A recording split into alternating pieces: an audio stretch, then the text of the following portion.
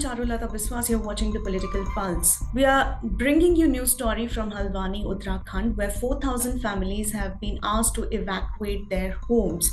And this comes on the new year, which began on a rough note for these families.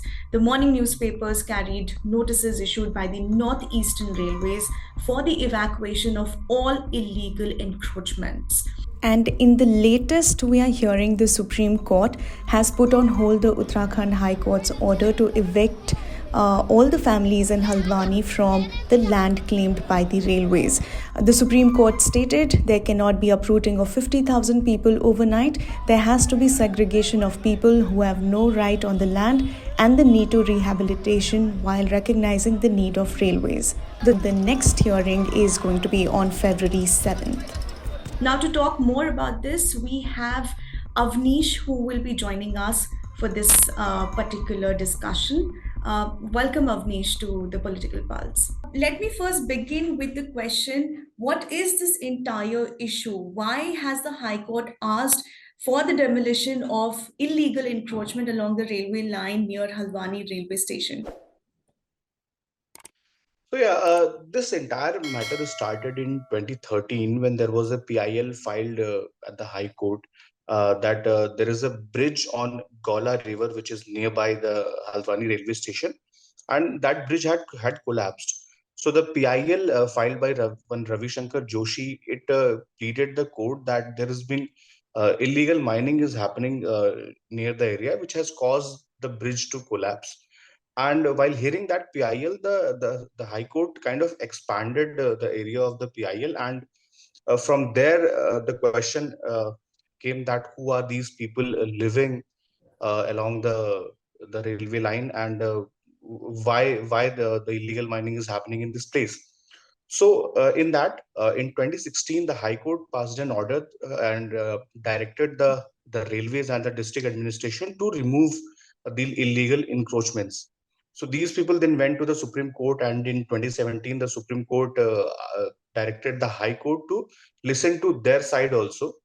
And after listening to that, last month on 20th of December, the High Court once again passed an order and gave directions to the railways and the district administration to use force if necessary, and make sure that the land which is claimed to be which is claimed by the railway should be vacated within like after serving a notice for 1 week. Avnish, you have spoken with a lot of people who have been living there for many, many years. Can you give us a little bit detail about the geography and how many families are there and what are they talking to you about? This entire area, this comes under Banbhulpura area of Haldwani, and the places which are mostly affected are Gafur Basti, Dholak Basti, and Indiranagar colony. So yeah, like Gafur Basti and Dholak Basti are basically slums where there are shanties. People have been living there for a very long time. And in Indiranagar, there are pakka houses. It's mostly like it's a proper colony, and there are pakka houses. People have been like a lot of people claim that around 40% of the houses are double-story buildings, and around 10% of the houses are triple-story buildings. And some of the people claim that they have been living here since independence. Around 10 to 12 people claim that they purchased their houses after some of the people left the country during partition, and the government sold these houses to them. Those houses were auctioned to them. So yeah, like a lot of people have been living here for decades, and now they face a threat that their houses might be demolished by the administration. And in your report, you mentioned that the railways have regretted the fact that the land was allotted to them. Not allotted, but yeah, I was talking to the railway officials, and I was talking to the ADRM of Izzat Nagar area under which this particular railway station falls, and I asked him why do you think it happened that there are some government institutions. So while I was visiting these places, I found that there are at least 3 government schools and one PHC. So he said that this is something which happens across the nation. This is a nationwide phenomena that people encroach lands across railway lines, and they said that I mean, they did not give a reason why this happened, as to whose fault was that, but they said, yeah, that they regret this happened. So, what next after this? There was a protest also, a candlelight march yesterday. Can you tell me what next for these families? Yeah, people have been protesting here for last around 10 days. Almost every day, uh, people, which are mostly women, they sit outside like different mosques along the line in the Indra area, Hmm. and they protested there. So far, it has been a peaceful protest, and they have been demanding that their houses should not be demolished.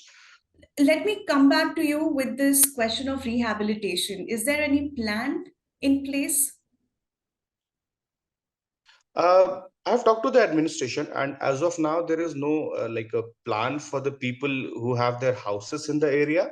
But yeah, the administration. I talked to the DM, and he said that they have plans to kind of shift the schools, both the government and private schools, so that the education of the children are not affected. The DM provided me a list of 11 private schools which are in the area, and he told me that these schools will be shifted to other schools which are outside the said area, and around there are around 2333 students in these 11 schools. So yeah, these schools might run in different shifts, and there is a similar plan for the government schools falling in the area. But Hmm. obviously there will be a challenges. I was talking to a school, a private school in the area, and the management Hmm. told me that there will be issues because they will have to kind of shift the entire infrastructure. They have to shift the documents, the books, the computers they have, and everything. Hmm. So yeah, it's going to be problematic, but let's see what the government has planned for these people. How is there an intervention by the political parties on this matter? uh, uh, I mean, because since the High Court order came, and the government seems to be going forward with this thing, a lot of people have this feeling that this is happening to them under a kind of a this is happening to give them a message as part of a political vendetta, because they are saying that they have been voting for the Congress candidates like Hmm. before 2022. Like so Indira Hirdesh was the local Congress leader who has been who won three elections in out of the four elections held so like before 2022. And last year her son Sumit Hirdesh was the one who won the seat. So people think that the government is trying to give them a message that they did not vote for them. So this is something they have in mind. And I talked to the local MLA Sumit Hirdesh also, and he's the guy who went to the Supreme Court against the decision. So yeah, he's saying that so the Congress party and Sumit Hirdesh himself is they are making allegations that the government did not properly represent the people in the court, and that is why the High Court decision is there. And yeah, I mean, people are not very happy with them, because with the political parties, they claim that they come and ask for votes, but now when there is the time, they when there is like at this Hmm. time they need political support, but they're not getting that. So yeah, people are angry, definitely. Thank you so much, Avnish, for joining us with all those details. And to get more updates on this story, stay tuned to Indian Express. We will get you all the updates here and on our website, indianexpress.com. Thank you.